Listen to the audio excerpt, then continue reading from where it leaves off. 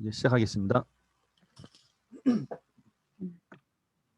하나님 감사합니다. 오늘도 저희들에게 귀한 은혜를 내려주셔서 주님의 말씀을 통하여 주님을 알고자 합니다.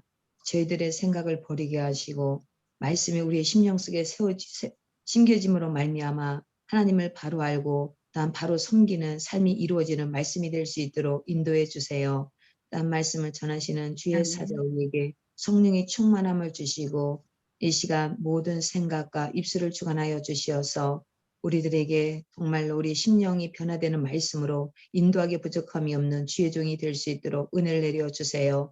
또한 저희들 각자 맡은 위치에서 사역하고 있사오니 하나님 또한 그 사역을 통하여 하나님의 영광이 되게 하시고 우리들에게 더욱더 건강과 능력 주시어서 주님을 기쁘시게 하는 귀한 은혜가 있게 하여 주시옵소서. 마치는 시간까지 우리의 모든 생각이 말씀에 고정될 수 있도록 인도하시고 도우실 하나님을 찬양하오며 예수님의 이름으로 기도드리옵나이다. 아멘. 아멘. 네, 기도 감사합니다. 저희가 지난 시간 어디까지 하셨던 거 기억나시는가요? 창홍족 출정 정복시대까지 하셨나요 혹시? 정복시대 할 차례. 정복시대 할 차례인가요? 아니요. 네. 할 차례. 할 차례죠. 알겠습니다. 그러면 저희가 바로 정복시대 관련돼서 제가 화면을 조금 바꾸도록 하겠습니다.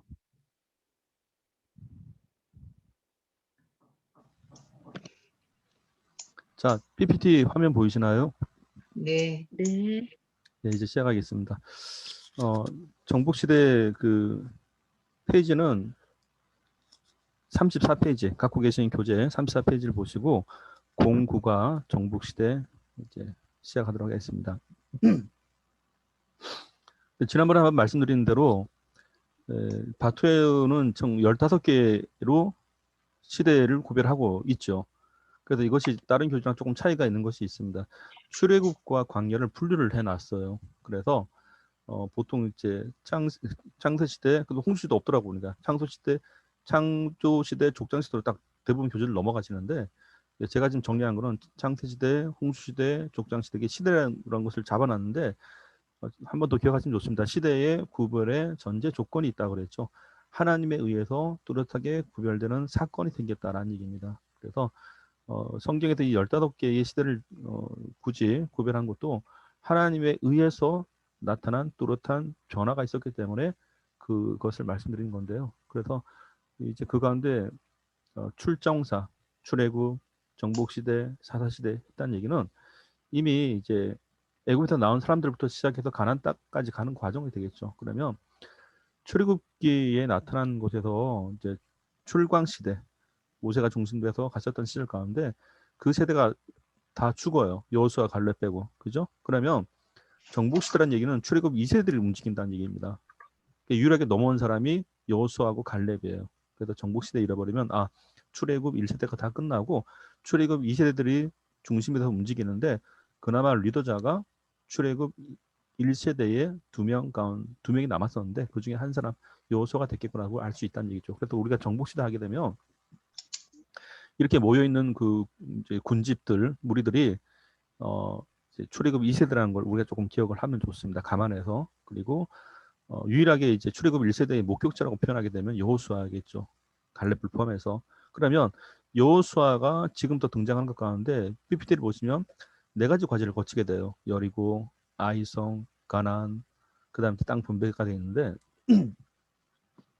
사실 여리고를 이제 만나기 전에 하나가 또 있었습니다. 그게 바로 강을 건너는 문제였었어요. 요단강. 그 문제였었습니다. 그런데 참으로 놀랍게도 이제 물론 성경 지도를 보면 지금 사실 뭐 전산이나 사모님 같은 경우는 성경을 이미 몇 번 보셨기 때문에 제가 뭐 여리고에다가 요단강 얘기했다 이렇게 하면 다 알아들으신다고요, 사실은. 근데 우리가 주의할 것은 우리처럼 하면 괜찮아요, 사실은. 그런데 평시도 분들이나 교회에 얼마 나오지 않는 분들한테 이 얘기는 상당히 낯선 얘기가 되는 겁니다. 그러니까 그걸 감안을 하고 가르치셔야 될 부분이 있겠더라고요, 보니까. 그래서 뭐 요단강이 어디요? 뭐 내가 한강 이남도 잘 모르는데 이렇게 말해본단 말이에요, 갑자기. 낙동강이 어딘지 잘 모르겠고 헷갈리는데 우리나라 강도도 잘 모르겠는데 저 먼 땅에 그냥 이스라엘까지 가고 뭐 요단강 얘기는 어떻게 알고 있습니까? 그래서 사실 그래서 이 정복 시대까지 오기 위해서는 중간에 성경 지리가 우리 한번 보셨잖아요. 그래서 그걸 전제로 우리가 말할 수 있도록 해야 되는 겁니다. 그래서 성경 공부는 무조건 진도를 나가는 게 목적이 아니고 성경의 내용들을 조금 기본이나마 좀 이해할 수 있는 걸 깔고 가는 게 저는 맞다고 봐요. 그래서 저도 초기 때 약간 많이 실수했습니다. 사실은 저는 그냥 다 아시는 줄 알고 막 요단강, 뭐 갈릴리, 뭐 근데 공부 안 하면 어떻게 합니까, 사실은. 솔직히 그렇잖아요. 교회 오래 다녔다고 요단강을 아는 건 아니에요. 사실은 그냥 그나마 인식하는 게 요단강 건너 뭐 세상 끝나서 건너는 거 이렇게만 인식한단 말이에요. 툭하면. 그래서 요단강 건너 딴 세상 간다 이렇게 생각하시는데 실상 우리가 요단강이 어디라는 거 알고 있으면 좋죠. 찬송은 많이 불렀지만 실제 우리가 확인시켜주지 아니할 바에는 본인이 찾아서 공부하지 않을 바에는 헷갈려요, 사실은. 그래서 가능하면 저는 이제 본인 교회에 다니는 그런 성도님들 같은 경우는 정말 가르쳐야 됩니다. 아니면 본인들 스스로 알 수가 없어요. 그래서 좀 엉뚱한 데 가서 배우면 그것도 골치 아프죠, 사실은. 그러니까 아무쪼록 우리가 지금은 성경 지도를 아는 전제에서 이제 출발하는 건데 출애굽을 하고 나서 여호수아가 인솔자가 돼서 모세를 뒤를 이어 출애굽 2세들과 함께 하나님의 인도를 받고 이제 드디어 가나안 땅에 들어가게 됐다는 얘기입니다. 그게 가나안 땅에 들어가는데 제일 먼저 맞닥뜨린 게 요단강이었습니다. 근데 아무리 요단강이 그 지도 기억나시죠? 갈릴리, 갈요다, 네. 요단, 사해 있다 하더라도 거기서 요단이 제일 폭이 좁다 하더라도 사람이 스스로 건들 수 있는 강은 아니었죠, 물론. 그러니까 홍해를 건너는 뭐 부담감이나 요단을 건너는 부담감이나 사실 강은 강이에요. 어차피 좀 작다 할지라도. 그래서 하나님께서 제일 먼저 보여주신 것은 바로 요단강이었습니다. 그러면 여호수아 입장에서 어떤 일이 벌어질까라는 얘기예요. 여호수아 입장에서는 이미 한번 경험이 있었죠. 모세가 지팡이 들고 가는 걸 봤단 말이야. 자, 중요한 거. 여기 여호수아한테는 지팡이가 있었습니다. 왜? 법궤에 있었죠. 법궤 세 가지가 있었죠. 그 법궤함에 첫째 뭐죠? 아론의 지팡이, 썩는 만나 아론의 쌍 만나, 에 예. 10개만. 그리고 십계명 돌판이 있었죠. 네. 그러니까 어떻게 보면 아론의 쌍난 지팡이이긴 하지만 지팡이 개념은 어쨌든 한번 경험이 있었던 사람이기 때문에 얼마든지 흉내낼 수 있습니다, 사실은. 그런데 중요한 건 여기서 우리가 주의할 건 행동에 답습을 하면 안 된다는 사실이죠. 지난번에 말씀드렸지만 왜냐하면 행위에 답습을 하기 시작하면 하나님 말씀 의지할 필요가 없습니다. 그것이 하나님을 믿는 우리들과 또는 이제 이방 신상을 섬긴 것의 차이점입니다. 보편적으로 행위를 답습들 많이 하시는데 아닙니다. 행위 답습한 그것의 병폐 중에 하나가 바로 모세의 노뱀이었습니다. 모세가 노뱀을 만들고 하나님께서 명령을 따라 했는데 그것이 나중에 히스기야 때까지 내려갔다고 그랬죠. 자, 히스기야 때까지 내려갔으면 약 700년 내려온 겁니다. 출애굽 때가 BC 1400년. 히스기야는 남유다 13번째 왕입니다. 그러면 약 700년 정도 차이가 벌어져요. 그때까지 섬기고 있었습니다. 이 사람들이. 그러니까 모세의 노뱀을 섬기는 행위의 답습이 700년 동안 유지되고 있었다는 사실입니다. 그때 히스기야가 다 부셔버리죠. 그러고 나서 느후수단 구리 조각일 뿐이라라고 선언하고 없애버립니다. 바로 이런 점이에요. 그래서 성경이 말하고자 하는 거는 노뱀이 중요한 게 아니고 하나님이 그렇게 하라 그랬다. 핵심은 그거죠. 하나님이 하라 그랬다. 이거예요. 그럼 우리가 기다린 게 뭔가 하니 하나님께서 뭐라 말씀하시지? 그거죠. 그럼 여호수아가 똑같이 요단강을 만날 때 그가 기다린 건 딱 하나입니다. 하나님께서 뭐라 말씀하실까? 그겁니다. 그러니까 모세나 여호수아의 공통점을 찾자면 하나님의 명령하심 따라 우리가 이 강을 건너야 된다. 이거예요, 그냥. 그래서 이거는 행위의 답습이 아니라 말씀의 순종이라고 말하게 되는 겁니다. 그래서 우리가 이제 우상이 되는 거는 행동을 따라하는 거고, 그러니까 그 수단 자체가 목적이 돼버리는 거예요. 이거 중요한 얘기입니다. 원래 우리의 목적은 하나님의 말씀을 기다리는 거란 말이에요, 사실은. 근데 그 말씀을 이루기 위해서 뱀은 수단인데 이 수단 자체가 목적이 돼버리는 거예요. 이게 문제가 되기 시작하는 거죠. 근데 지금도 똑같아요. 예를 들어서 뭐 하루 2시간씩만 기도하면 뭐 교회가 부흥된다. 예를 들어서. 그것이 뭐죠? 행위의 답습이죠. 2시간이 목적이 되는 거예요. 그게 아니란 말이에요. 하나님이 은혜 주시길 내가 사모하며 은혜 주실 때까지 내가 기다리겠나이다. 이렇게 하면 이게 달라져요. 그러니까 누군가는 이제 10분 기도할 수도 있고 1시간 기도할 수도 있는데 그런 수단 자체가 목적이 되면 그게 우상 숭배가 된다는 얘기죠. 자기 의가 되는 겁니다. 자, 이런 입장에서 요단강을 맞닥뜨렸을 때 방법이 달랐습니다. 하나님께서 법궤를 들고 가라. 먼저 제사장들 앞서가면은 강 중앙에 서면 그렇게 중앙에 섰을 때 물이 멈춰버렸단 말입니다. 갑자기. 자, 이것은 본 적이 없었죠. 그러니까 동일한 건 뭔가 하니 하나님이 말씀하심으로 우리가 강을 건넜나이다. 이렇게 되게 되는 겁니다. 역시. 자, 이런 입장에서 34페이지에 대한 얘기를 좀 저희가 좀 보고 있는데 여호수아는 출애굽 2세들과 함께 약속의 땅을 향해 나아가게 됩니다. 하지만 그 앞에 놓인 두 가지의 과제, 첫째 요단강 도하, 요단강을 건너는 문제하고 둘째 여리고 성 함락이었습니다라고 되어 있습니다. 자, 똑같아요. 여리고 성 함락도 하루 한 바퀴씩 일곱째 날은 7바퀴. 옛날에 그 문제 많이 나왔죠.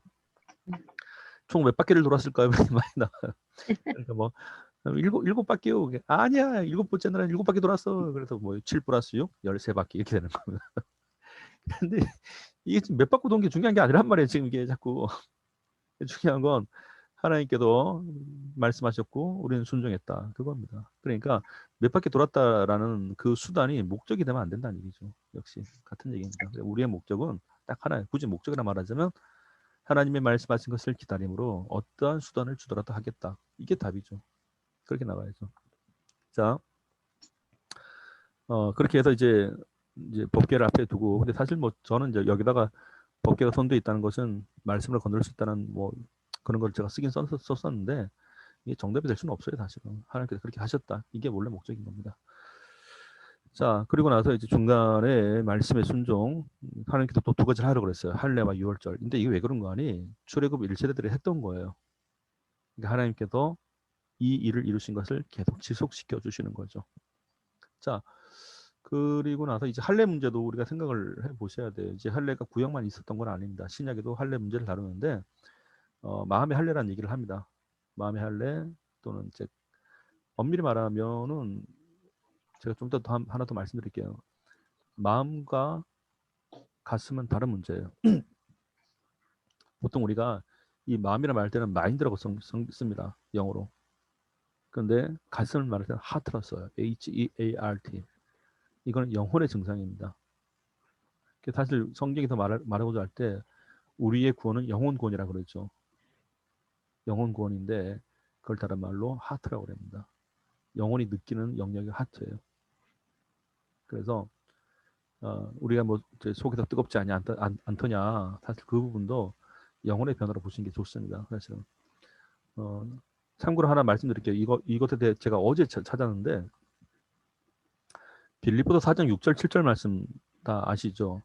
아무것도 염려하지 말고 오직 모든 일의 기도와 간구로 너희 구할 것을 감사함으로 하나님께 아뢰라. 4장 6절입니다. 7절 그리하면 모든 지각에 뛰어난 하나님의 평강이 그리스도 예수 안에서 너희의 마음과 생각을 지키시라. 이렇게 돼 있단 말이에요.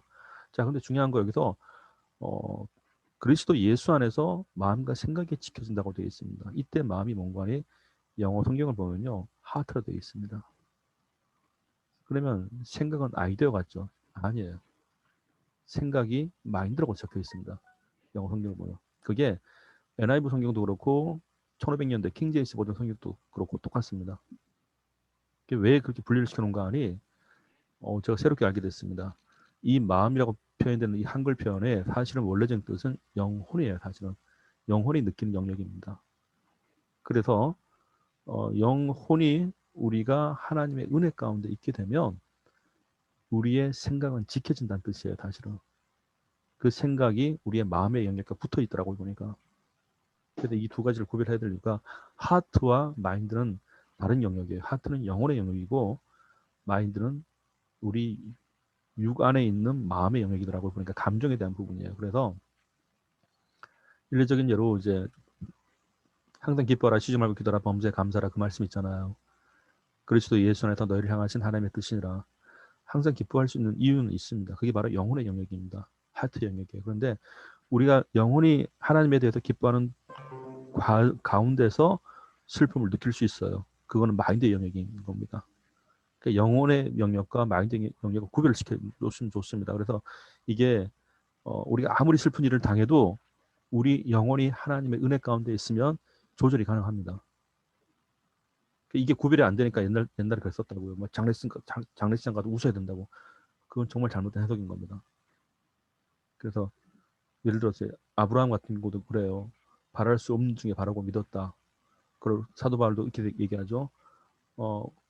환난은 인내는 연단을 소망을 이룬 줄 내가 알았다. 그러니까 어려운 중에서라도 하나님을 향한 소망이 있다는 얘기예요. 그러니까 어려운 중에서라도 이 사람이 마음으로는 두려움을 느낄 수 있습니다. 사실은 마음으로. 그런데 그의 영혼이 느끼는 것은 하나님 안에 변하지 않고 하나님을 볼 수 있다는 사실이에요. 그러니까 이게 두 가지 상당히 중요하더라고요. 그래서 쉬운 말로 표현하면 영혼이 강건하면 그의 감정은 지켜집니다. 근데 우리가 영혼이 불안정하기 시작하잖아요. 그러면 감정에서 사람이 움직여 버립니다. 감정을 주체를 못해요. 그게 다른 말로 세상에서 뭐라 그러죠? 감정 조절을 못한다. 분노 조절 장애라고 표현합니다. 로마서에 있어요. 감정을 조절을 못하는 겁니다. 우리가 은혜를 받으면 감정 조절할 수 있습니다. 그 차이점이에요. 그래서 영혼이 강건하면 육체가 따라올 수 있습니다. 이 부분이. 제가 어제 정리를 했어요. 이 부분에 대해서. 이게 뜻이었구나. 그래서 왜 기도를 해야 되는지 하나님 그때 그렇게 약속해 주신 겁니다. 하나님께서 그리스도 예수 안에서 우리의 생각과 마음을 지켜주시겠다고 약속하신 거죠. 그래서 믿는 사람이 기도를 하지 않은 건 상당히 위험하게 되는 겁니다. 그러나 정반대로 믿는 사람이 계속 기도하기 시작하면 모든 일에 대해서 그가 흔들리지 않을 수 있다는 얘기가 돼요. 상당히 놀랍더라고요. 제가 성경 보다 보니까 이게 이론적으로 설명이 가능하더라고요. 보니까 이게. 그래서 따끈따끈한 진리를 알려드리는 거예요. 어제 제가 알았어요. 어제. 네. 자, 그래서 이 말씀의 순종 할례 이 6월절도 하나님께서 약속하신 거예요. 지켜라. 근데 사실 이 마음의 할례, 정확히 표현하면 하트예요. 영혼의 할례를 표현하게 되는 건데 사실 이건 성경에 다 나와 있죠. 아브라함이 의롭다함을 받았을 때가 할례 전이었습니다. 그죠? 그리고 나서 할례를 행하라 그랬고, 그러니까 이게 할례를 받기 전후에 따라서 이 사람이 뭐 달라지는 건 아닙니다. 믿음은 언제든지 올 수 있다. 그걸 말하는 겁니다. 할례가 목적이 아니에요. 할례는 하나의 수단일 뿐이었습니다. 자, 그리고 나서 6월절 요즘 또 하나님의 어디지? 하나님의 교회인가? 거기구나. 6월절 때문에 또 골치 아프잖아요. 항상 거기 지킨데 우리는 안 지키냐. 근데 똑같습니다. 6월절도 하나의 수단이지 목적이 아니란 말이에요. 그런데 이게 하나님의 교회에서 6월절 언급할 때는 하나의 목적이 되고 있습니다. 분위기가. 그래서 이단이 되는 겁니다. 6월절 자체는 근데 이거를 반론을 할 때 저도 황 사모님 아실 겁니다. 6월 최민선 기억나실 건데 6월절 지키는 것 자체를 또 이단으로 생각하더라고요. 그건 아니에요. 저희도 지키는데 지금 저희 몇 년마다 6월절 지켜요. 지금 벌써 10년째입니다 우리. 근데 우리가 이단이에요? 아니란 말이에요. 신약 성경에 예수님께서 6월절을 지켰었어요. 그리고 대대로 지키려 했단 말이에요 사실은. 근데 6월절 지켰다고 이단 되는 게 아니고 6월절을 지켜도 되고 안 지켜도 돼요 사실은. 근데 하나님의 명령 따라 저는 지키는데 6월절을 지켰기 때문에 무조건 이단이야 그건 아니에요. 6월절 자체가 목적이 되면 이단이 되게 되는 겁니다. 결국은 그런 입장에서 보셔야죠. 자 이렇게 해서 그래서 결국은 이제 요단강을 건너는 것도 여리고성이 무너지는 것도 공통점이 뭡니까? 라고 말할 때는 하나님의 말씀대로 우리가 했다. 그게 목적은 이거예요. 하나님께서 말씀하실 때 우리가 순종했다. 그걸 말하고자 하는 거죠. 자, PPT 보시면 여리고 말씀과 순종, 요단강 도화, 말씀의 순종 나오죠? 그겁니다. 역시 말씀의 순종으로. 그러니까 말씀의 순종이 최종적인 것이에요. 사실은. 법계 매고 앞으로 갔다 이거는 하나의 수단이었습니다. 하나님께서 내리신 수단. 그죠? 자, 정리되셨죠? 자, 그리고 나서 두 번째 이제 아이성에 대한 건데 아이성에서는 이제 이 사람들이 패해요. 전쟁 처음 나갔다가 근데 여기서는 이제 세 가지 원인을 찾게 됩니다. 첫째는 하나님께서 전쟁에 이겼을 때 전리품, 전쟁에서 취한 물품을 갖고 오지 말라 했단 말이에요. 자, 아간이라는 사람이 원래 숨겨요. 자, 그러면 뭐죠? 하나님을 속이는 거죠. 그죠? 여기서 중요한 포인트를 우리가 잡아야 됩니다. 정말 우리가 짓지 말아야 될 죄 가운데 하나님과 관계된 죄가 있단 말이에요. 그게 바로 성령을 속이는 죄입니다. 이게 사도행전에 나와 있죠. 아나니아 사피라. 그들이 밭을 판 값에 얼마를 속였는데 두 부부가 똑같이 숨겼단 말이 보니까. 그래서 베드로가 얘기하는 거죠. 너희가 나를 속인 게 아니라 하나님을 속인 거다. 그래서 최소한 우리가 성령에 관련된 하나님의 영에 관련된 5가지 짓지 말아야 될 죄를 말씀드릴게요. 첫째는 성령을 속이는 죄. 둘째, 성령을 거스르는 죄. 거스르다. 자, 셋째, 성령 회방죄.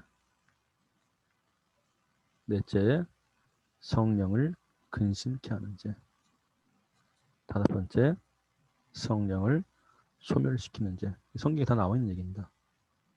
정리하면 이렇게 5가지 정도가 나오는데 결국은 하나님에 대해서 이 사람들이 이제 가벼이 여긴다는 뜻이에요.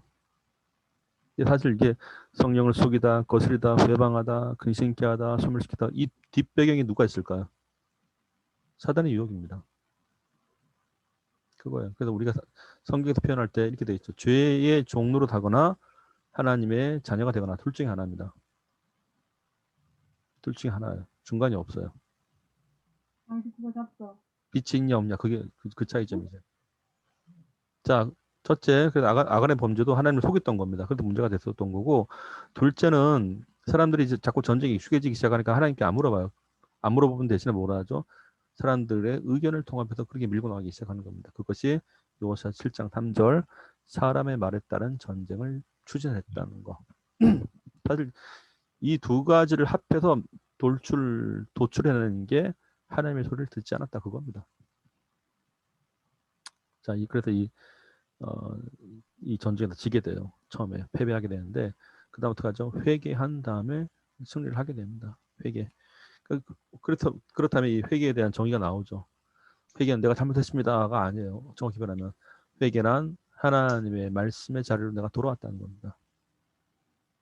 이게 상당히 중요한 얘기예요. 이게 원래 이 회개는 그냥 한자로 보면 뭐 돌이키다, 고치다 이렇게 돼 있는데 성경에서 말하는 회개는 내가 있어야 될 자리에 있겠다라는 얘기예요. 반대편하면 하나님의 기준에 맞게 있겠다. 그걸 다른 말로 의롭다, 칭의라 말하는 겁니다. 그래서 회개를 잘한다는 얘기는 하나님의 뜻에 맞춰졌다는 뜻이에요. 원래.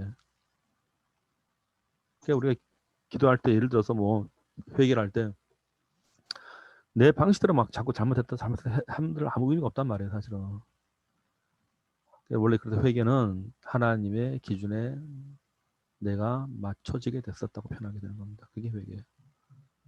그래서 나중에 회개가 잘 되면 이렇게 돼요. 하나님께서 기뻐하신 것을 나도 기뻐하게 되고 하나님께서 싫어하는 것을 나도 싫어하게 되고 아멘. 갖게 되는 겁니다. 뜻이. 그래서 의롭게 되었구나. 그 기준에 맞게 되었구나. 하나님께서는 그걸 보시고 너가 의롭다라고 내가 말해주마. 그걸 칭의라 말한단 말입니다. 자, PPT에 보시면 아간의 범죄, 사람의 생각, 말씀의 외면 이 결국 3가지입니다. 자, 넘어갈게요. 자, 가나안 왕들의 이제 패배란 주제인데 3-1번 쪽입니다.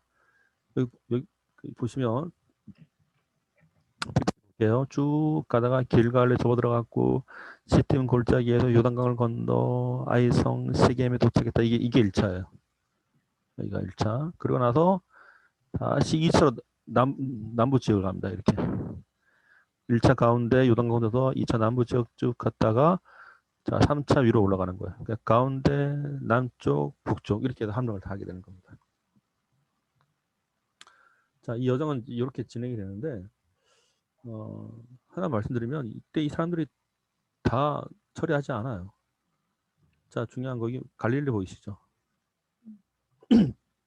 갈릴리. 그리고 사실 여기가 가나안 땅이었단 말이에요. 엄밀히 말하면 정확히 표현하면. 나중에 이런 얘기를 해요. 이스라엘 지도를 분석을 해보면 신약 넘어가서 계층이 한 3개 정도가 등장합니다. 그 첫째는 이제 나중에 역사의 시간이 흐르고 나서 이 이스라엘 땅이 이제 2개로 나눠지죠. 뭐 정확히 3개, 4개까지 나눠져요. 남유다, 북이스라엘. 그러니까 이게 유대 땅, 여기는 사마리아 지역, 그리고 갈릴리 지역, 요단 동편. 원래 4개로 나눠집니다. 그런데 여기 보면 이 피가 안 섞인 사람들의 정통 유대인들이 남유다 사람들이었단 말이에요. 그러니까 이 사람들은 나름대로 혈통 보존이 된 사람들이기 때문에 스스로 제일 이제 의롭다 여긴 사람들입니다. 그 밑에 계층의 누군가니 같은 종족임에도 불구하고 피가 섞였다는 이유, 북이스라엘 포로기로 갔다가 포로 귀환한다. 그 사람들이 2번째예요. 그 3번째 누가 남았는가? 원주민들입니다. 원주민들. 원주민들 같은 경우는 이제 개 취급했죠. 개라고 했습니다. 북이스라엘도 거의 그러니까 사마리아 사람도 그랬었고, 그래서 나중에 그 얘기가 있어요. 가나안 여인 하나가 자기 딸이 귀신 들린 걸 보고 나서 예수님께서 찾아왔단 말이에요. 주여 내 딸을 고쳐달라고. 그런데 그때 예수님께서 그러시죠. 자네들의 떡을 짜요 걔들에게 준 것이 합당치 아니하다. 그때 이 걔들이 누군가? 가나안 사람입니다. 원주민들이에요. 아니 같은 종족끼리 피가 섞였다는 이유 때문에 사마리아 사람들도 사람 취급 안 하는데 하물며 원주민은 어찌 하겠습니까? 이방 사람이기 이거니와. 그런데 이 여인이 기가 막힌 말을 하죠. 주여 올소이드만은 걔들도 제 주인의 상에서 떨어진 것을 먹나이다. 부스러기를 이렇게 말하죠. 예수님께서 깜짝 놀라신 겁니다. 여자야, 내 믿음이 크다라고 말합니다. 이게 뭔 뜻일까요? 이게 그거예요. 가나안 땅에서 태어났지만 날 태어나게 하신 또 하나님 아닙니까? 그겁니다. 자기 환경 탓한 게 아니라고요. 주여, 그래서 하는 말이 주여 옳습니다. 그래 한 거예요. 나를 여기 태어나게 하시니까 하나님 아닙니까? 그럼 나도 하나님 것 아닙니까? 이렇게 말을 했다고. 그러니까 기가 막힌 얘기죠. 그 환경을 조성하시니까 하나님이란 걸 이 여인은 불만 갖고 얘기하지 않았다고요. 그 뭐죠? 우리를 태어나게 하셨으니 우리를 먹이시고 살리실 리도 하나님이다라는 고백을 한 겁니다. 그게 믿음이에요. 하나님께서 주신 믿음이라고 보니까. 이게 사실 이게 우리가 이해가 되기 시작하면 그가 어떤 환경에 태어나더라도 하나님 운명 알아요, 사실은. 그래서 우리가 살아가면서 선택할 수 있는 게 있고 선택할 수 없는 게 있습니다. 선택할 수 없는 것은 하나님께 됐다고 우리가 고백을 하는 거예요. 선택할 수 있는 것은 우리가 하나님께 믿음을 달라고 선택할 수 있어요. 죄를 지은 것도 선택할 수 있고 죄를 짓는 것도 선택하는 거고 은혜를 받는 것은 하나님께서 주시는 건데 은혜 받기를 간구하는 것은 우리의 선택이에요. 그래서 그가 간구를 하지 않았을 때는 악하고 게으르게 되는 겁니다. 그게 선택에 대한 문제인데 그러나 인간이 선택을 할 수 없는 영역이 있습니다. 첫째는 내가 태어나는 거예요. 내가 어디 태어났지? 선택할 수 있는 영역이 아닙니다. 나는 언제 죽어야지? 스스로 선택할 수 있는 게 아니에요. 나는 어떤 가정에서 태어나야지? 선택할 수 있는 게 아니죠. 그런 겁니다. 그래서 선택이 안 되는 겁니다. 이거는. 그래서 나는 내 심장을 내 마음대로 뛰게 할 테 안 되죠. 뭐죠? 생명에 대한 얘기예요. 살아가는 과정의 생명인 겁니다. 아, 난 피곤해. 오늘은 이제 한 숨 안 쉴래. 오늘 하루 정도는. 내 마음대로 안 되죠. 내가 자다가도 난 호흡을 좀 잠시 피곤하니까 멈출 거야. 안 되죠. 내가 생각을 안 해도 호흡을 하고 있단 말이에요. 그 다른 말로 표현하면 태어나고 살아가고 죽는 문제는 하나님의 고유 권한입니다. 그래서 자살제가 위험했던 거예요. 생명을 우리가 건들기 때문에. 달리 표현하게 되면 사람의 출생에 대한 문제, 죽음에 대한 문제를 절대 우리가 판론을 해서는 안 됩니다. 평가를 해서는 안 된다는 뜻이에요. 아이고 네가 거기 태어난 거 저주받은 거야. 큰일 납니다. 그거는. 생명의 주관자라고 얘기하게 되는 것은 하나님을 향해서 사람의 태어나고 살아가고 죽는 문제는 하나님의 손 안에 있다는 뜻입니다. 생명에 대한 문제가 다. 나머지는 우리의 선택이에요. 은혜 받기를 간구할 때 우리 선택입니다. 그런데 그럼 간구하면 다 주십니까? 그게 아니라 은혜를 간구할 때에 하나님께서 은혜 주신다고 약속했기 때문에 그 말씀을 내가 의지해서 그 말씀에 순종해서 은혜를 간구할 때 그 약속을 기다리는 겁니다. 약속대로 되기를. 그래도 이때 은혜를 구한다. 이거는 마땅히 해야 될 바가 되는 겁니다. 그런 부분이에요. 자, 정리되시죠? 자, 그러니까 아까 가나안 이 지역을 잠깐 말씀드렸는데 가나안 이전에 했던 그 고백은 바로 이 고백이었던 겁니다. 그래서 주여 올수이다만 말할 때 내가 태어나고 살아가는 것도 하나님께서 그렇게 한 것을 나는 고백합니다. 그 뜻이에요. 그게 결국은. 자, 그렇다면 우리 황영주 사모님 거기 계신 것도, 장순애 전사님 거기 계신 것도, 최배희 전사님 저 거기 계신 것도, 또 제가 여기 있는 것도 뭐죠? 하나님의 은혜입니다. 하나님의 은혜. 우리가 하나님의 은혜를 달라고 간구했기 때문에 우리가 각자의 자리에 있게 된 겁니다. 그리고 은혜 받기를 원했기 때문에 오늘 이런 시간도 하나님께서 계획하시라 보는 겁니다. 은혜는 결코 사람의 생산물이 아니죠. 하나님의 계획 속에서 약속대로 이루어지는 겁니다. 그러니까 우리가 성경 말씀을 갖고 하나님의 은혜를 경험하다, 알아가다라고 할 때는 순전한 하나님의 역사예요, 사실은. 은혜를 사람의 임의적으로 만들 수 있는 영역이 절대 아닙니다. 은혜는 하나님의 고유의 역사예요. 그래서 우리가 살면서 은혜 받았다고 표현할 때는 하나님께서 나를 향한 사랑이 이렇게 나타났구나라고 고백하게 되는 겁니다. 은혜를 귀하게 여겨야 돼요, 사실은. 자, 그래서 오늘 이 땅을 점령할 때도 가운데 치고 위아래 치고 하실 때에 이 사람들이 뭐 좀 남아 있었어요. 보니까 사람들이 생명이. 근데 이 사람들이 나중에 했던 고백이 바로 이겁니다. 우리가 여기 있었던 것도 하나님의 계획이었습니다. 그거예요. 우리가 남게 된 것도 하나님의 계획이었고 우리가 이렇게 살아간 것도 하나님의 계획이었습니다. 그걸 고백하기 가난한 연이었다는 얘기입니다. 예수님께서 그 말이 맞으니까 여자야 내 믿음이 크다라고 말한 거예요. 다른 표현은 뭐죠? 그게 큰 믿음이라고 설명하게 되는 겁니다. 그게 큰 믿음이요 구원하는 믿음이에요. 달리 표현하게 되면 하나님 내가 태어나고 살아가고 죽는 문제가 다 하나님의 손 안에 있었습니다. 하나님의 예정이었습니다 하고 고백하는 거. 그걸 우리가 딱 알아차릴 때 하나님의 은혜를 알게 됩니다. 비로소. 자, 그럼 이 지도 아시겠죠? 이 지도에 나타나는 현상들. 그리고 나서 분배를 해요.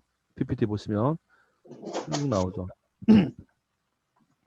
납달리, 아셀, 스불론, 이삭을 쭉 나와요. 근데 하나 빠진 게 있죠. 뭐죠? 레위 지파가 없습니다. 그죠?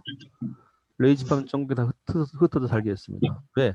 레위 지파를 통해서 하나님과의 어떤 제사함적인 문제도 이들을 할 수 있게끔 한 거예요, 사실은. 근데 안 했단 말이에요, 보니까. 제대로 안 한 것 같아요. 그러니까 레위 지파의 역할이 안 되니까 사사가 나타나기 시작하는 거죠. 자, 그러면 참고적으로 여기 보이죠?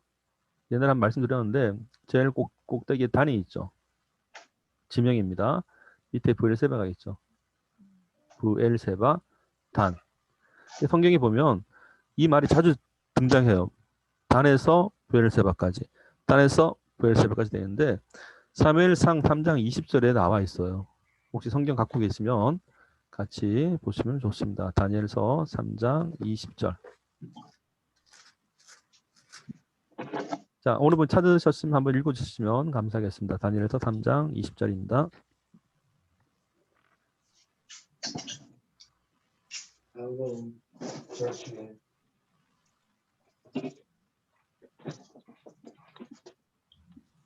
읽어주세요. 3장 20절. 응대중 용사 몇 사람에게 명령하여 사드락과 메삭과 아벤느고를 결박하여 동렬이 타는 풀무를 죄송합니다. 제가 말을 잘못했어요. 단이라 그러니까 다니엘서 봤네. 아유 죄송합니다. 사무엘상 3장 20절. 아유 이런 실수를 다 하다니. 강사가 지금 이상해졌어요. 사무엘상 3장 20절입니다. 죄송합니다. 네, 읽어주시죠. 부터 브엘세바까지의 온 이스라엘이 사무엘은 여호와의 선지자로 세우심을 입은 줄을 알았더라.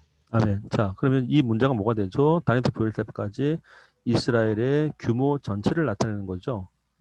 우리가 지도를 보면 알 수 있어요. 그래서 방금 PPT 지도를 보시면 그래서 이 지도와 지명이 중요한 이유가 거기 있는 겁니다. 우리가 모르면 단이 어딘지 어떻게 알아요? 그러니까 이런 인식들이 우리도 사실 이런 정서를 쓴단 말이에요. 뭐죠? 한라에서 백두까지 나오죠. 한 번도 규모가 나오잖아요. 한라에서 백두까지 그런 표현이라고요.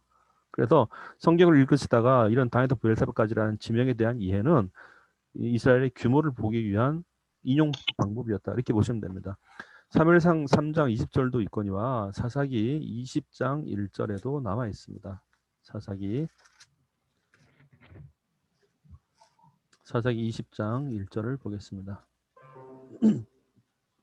읽어주시죠. 찾으셨으면.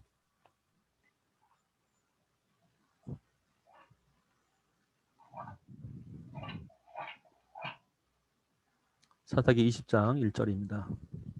이에 모든 이스라엘 자손이 단에서부터 브엘세바까지와 길르앗 땅에서 나와서 그 회중이 일제히 미스바에서 여호와 앞에 모였으니.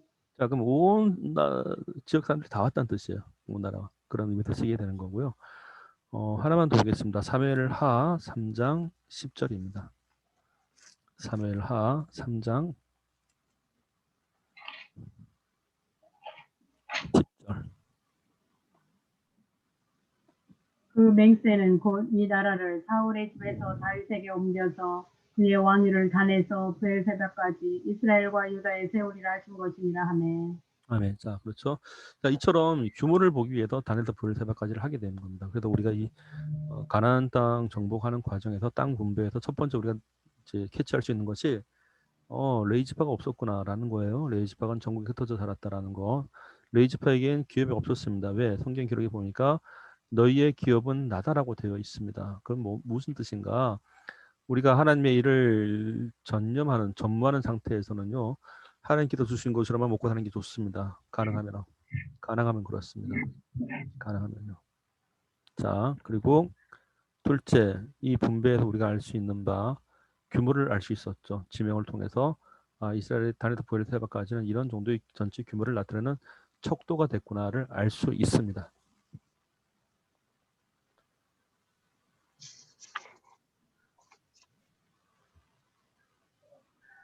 자, 그래서 이제 오늘 정복 시대는 이제 한 46분 정도 저희가 진행을 됐고요.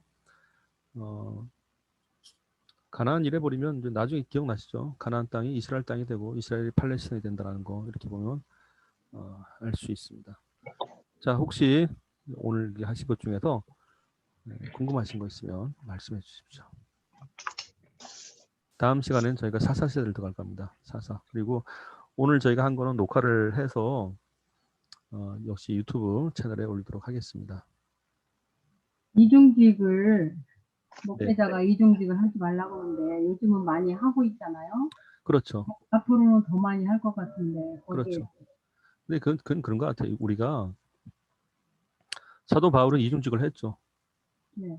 그래서 사도 바울이 그런 목회를 했으니까 사도 바울은 목회라기보다는 이제 선교사 쪽 역할이 강했었어요. 사도 바울 하면 선교가 되는 거고 베드로 하면 교회 쪽이 되게 되는 겁니다. 그런데 저는 두 가지라고 봐요. 이제 목회자가 정말 하나님께서 주신 것만 먹고 살겠습니다라고 할 때는 목회자 당사자도 그렇거니와 그 가족들이 함께 동의를 해야 돼요. 그 정도 정신 있을 때 합의 볼 땐 문제가 안 되는데 만약에 그 합의가 안 된 상태에서 목회자 혼자 가족을 책임지지 않은 상태에서 예를 들어서 그렇게 자기 혼자 고집피면 그 피해를 고스란히 가족이 봅니다. 그래서 가족이 만장일치하에서 우리가 이중직을 하지 말자. 왜 가족이라는 게 있단 말이에요, 분명하게. 그래서 이 원리를 저희가 성경에서 찾아보기 시작하면 하나님께서는 이제 아담한테 말씀하셨죠. 네가 필경한 땀을 흘려야 된다. 그리고 노동이 저주는 아니에요. 수고함으로 먹고 마신 것이 하나님의 선물을 알았다 되는데 사실 성경에도 그러다 기본적으로 가르치는 방향성이 있었습니다. 레이지파의 전무후무한 그러니까 레이지파의 전적으로 일을 할 사람들이라면 기업을 갖지 말라고 한 건 있긴 있었어요. 그리고 또 하나는 이것이 되기까지 조건이 갖춰졌어야 됩니다. 조건이 주변에서 좀 그런 생활권에서 좀 책임져 줄 수 있고 근데 그런 구조가 전혀 안 갖춰지고 있단 말이에요. 갈수록 양쪽도 다 보셔야 돼요.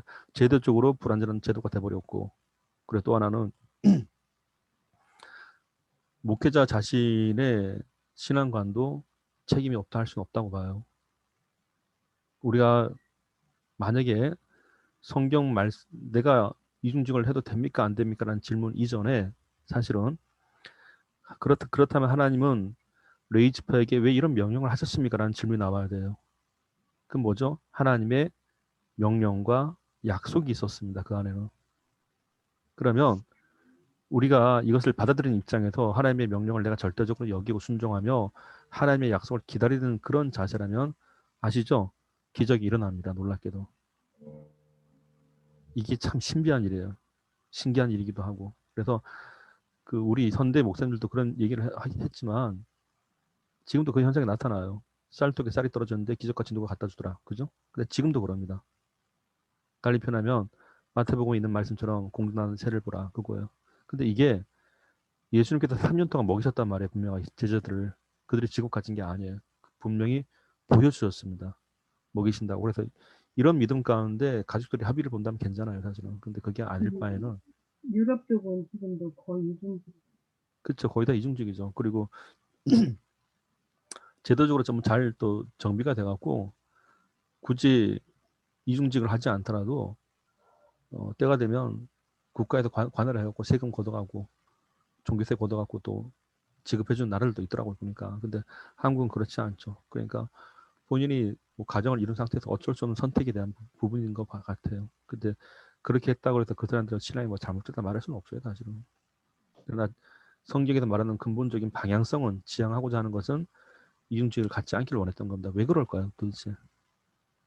하나님 책임져 주신다는 거죠. 책임성에 대한 하나님 책임에 대한 약속에 대한 소망이에요. 첫째는 실제 그 하나님을 경험하기를 원했던 것이고, 둘째는 내가 굳이 하나님 의지하지 않더라도 내 수단과 방법을 먹고 살 수 있었다는 걸 알았단 말입니다. 그러니까 우리가 그런 상황에서 하나님만 전적으로 의지한다. 그게 쉬운 게 아니에요. 사실은. 하나 말씀드리면 이건 저의 경우예요. 저의 경우인데 제가 3년을 그렇게 했었습니다. 하나님께서 주신 것만 먹고 살겠습니다. 말하고 나서 레이즈파 이 사건을 보고 나서 똑같이 했었어요.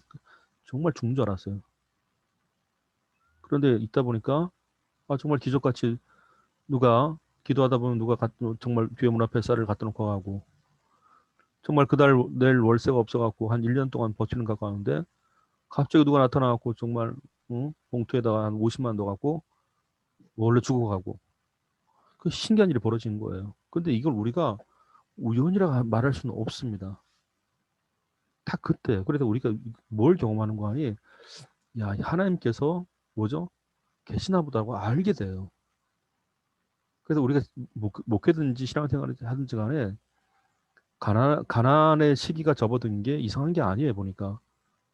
그래도 어쩌면 이제 세례도 물세례, 성령 세례가 있지만 고난 세례도 있습니다, 보니까.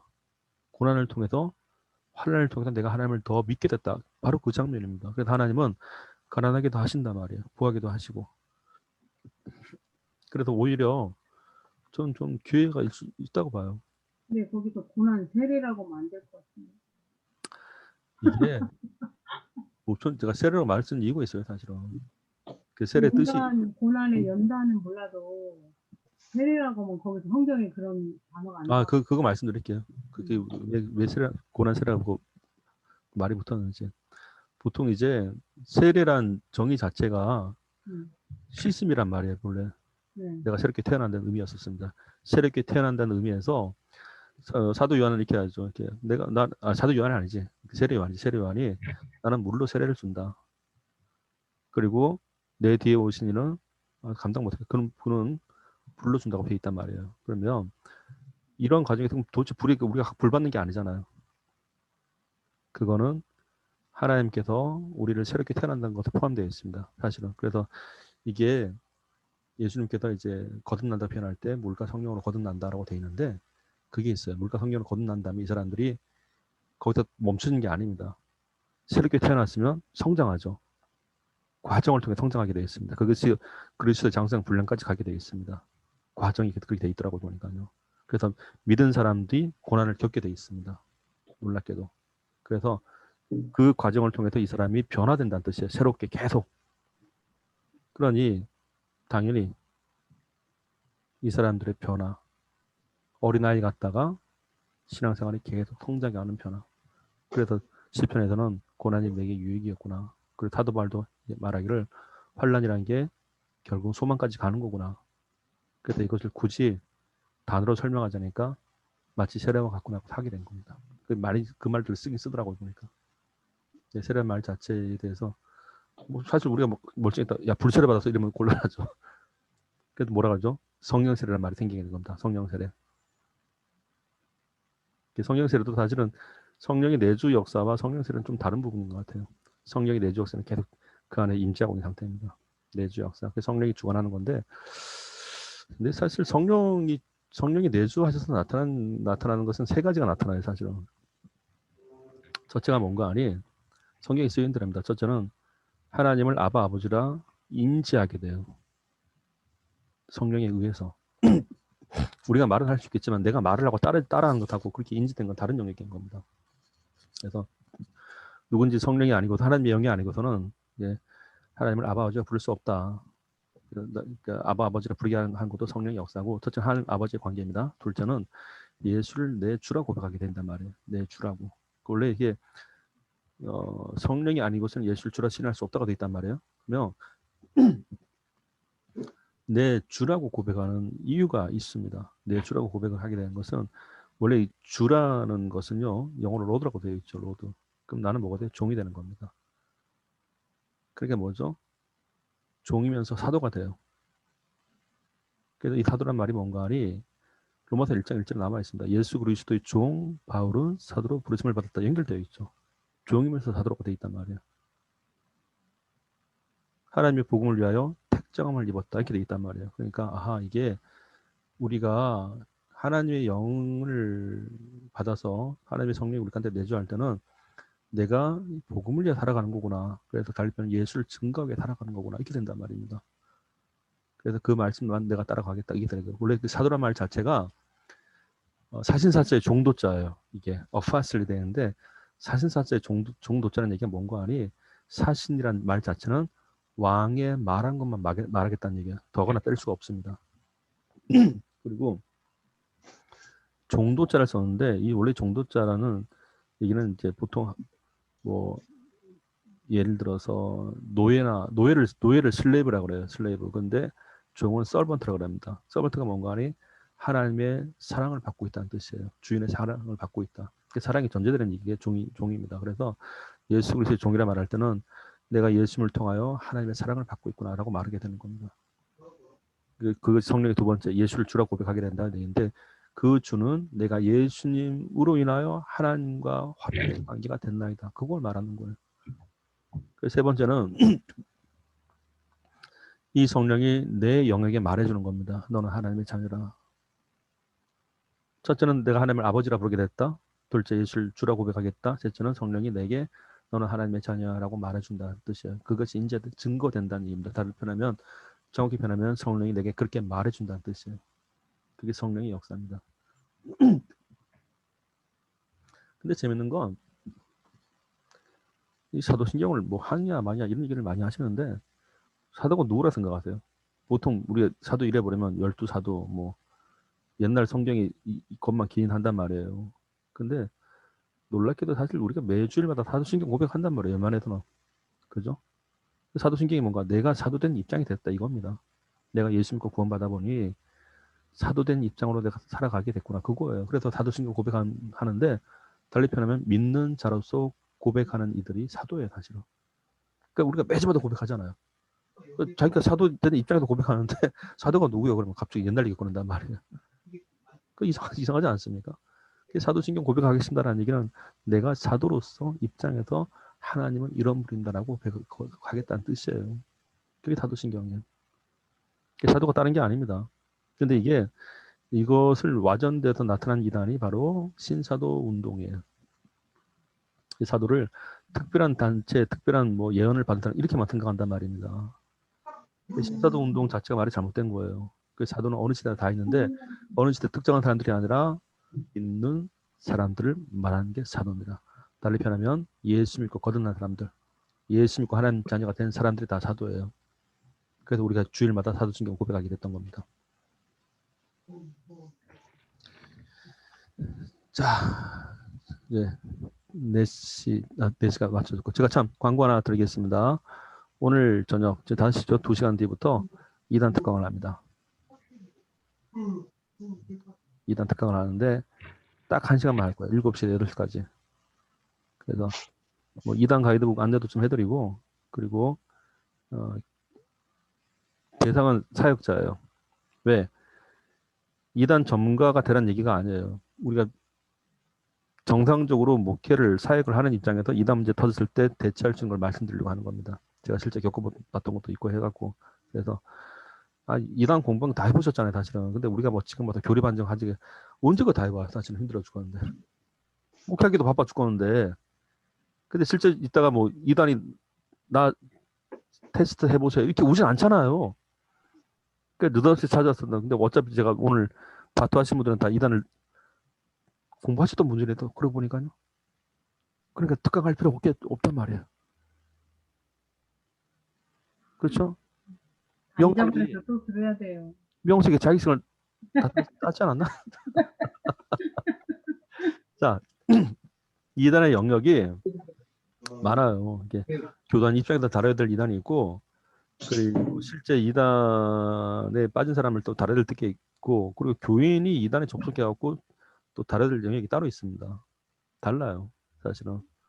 그래서 그런 걸 제가 좀 더 한번 때가 되면 들어오시고 제가 링크는 걸어 놓겠습니다. 자, 오늘 마무리 기도. 화면이 갑자기 잘 보이시네. 지난주에 누가 기도하셨죠? 제가 했어요. 알겠습니다. 그럼 장준현 전사님 기도 잘해요. 자주 돌아오죠. 우리 몇 사람 안 돼서 그래요. 자, 장준 선생님 기도 부탁드리겠습니다.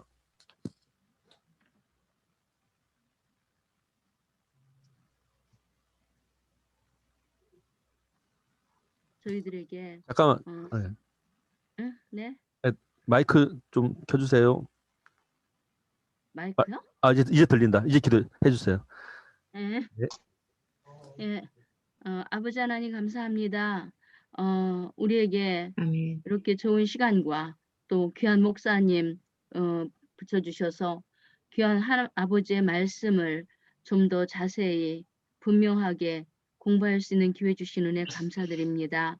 아버지 하나님, 우리 몇 명 되지 않지만 저희들 이 말씀을 배우면서 그동안 알지 못했던 것들은 깨닫게 하시고 또 어렴풋이 알고 있었던 것은 좀 더 정확하게 개념 정리를 할 수 있게 해주시는 감사합니다. 아버지 하나님, 이 배우는 것들을 가지고 내가 먼저 잘 소화시키고 그리고 다른 사람들에게도 전할 수 있는 그런 능력 있는 저희들 되게 하여 주시옵소서. 우리 목사님 여러 가지 일을 많이 벌려서 무척 바쁩니다. 피곤치 않도록 붙잡아 주시고 그리고 그 모든 일들을 능히 잘 감당하고 또 마무리 잘 지을 수 있게 도와주시옵소서. 아버지 하나님 또 이단에 대한 특강도 있습니다. 이 모든 일들 속에서 우리가 잘 배워서 정말 이단에 빠진 영혼들 하나님께로 인도하는 일도 잘 감당할 수 있는 저희들 되게 해 주시옵소서. 오늘 배운 것을 잘 새기고 또 앞으로 배울 것들도 잘 깨달아하는 저희들 되게 해주시기를 간절히 소원하며 다음 만날 때까지 지켜주시기를 간절히 원하며 예수님의 이름으로 기도합니다. 아멘. 감사합니다. 오늘 수고하셨고요. 오늘 녹화본 다들 건강하시죠? 네. 이제 코로나에 다들 익숙해지셔갖고 아유 코로나 있거나 말거나 지금 다 적응이 된 것 같아요. 적응이. 네. 이런 방법도 있으니까. 그렇죠. 뭐 그쪽 말씀은 계속 돼야 됩니다. 역시. 저도 감사합니다. 이렇게 같이 공부할 수 있게 돼서 너무 감사합니다. 자, 하여튼 수고하셨고요. 제가 오늘 요거 유튜브에서 링크 걸어 놓겠습니다. 수고 많으셨습니다. 감사합니다. 잘들 지내십시오. 네, 뭐 좀 이따 되면 보시고요. 근데 잠깐 어떻게 정리하지? 잠깐만. 이거구나. 이거 기록.